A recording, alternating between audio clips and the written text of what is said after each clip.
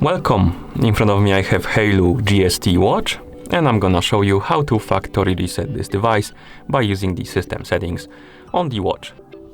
Before we start, a quick disclaimer: if you want to factory reset your watch, make sure that the battery level on your watch is at least above 30%, because if the battery dies during the resetting process, it might damage your device. Okay, now let's continue with the reset. So first thing you will need to do is to turn on your watch or wake up the screen on it. To turn it on, simply press and hold the side button, and to wake up the screen on your watch, press the side button.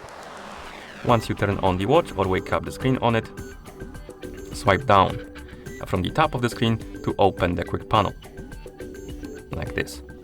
In the quick panel, tap on the settings icon to enter the settings, and in settings scroll down, and at the bottom you should see the reset option.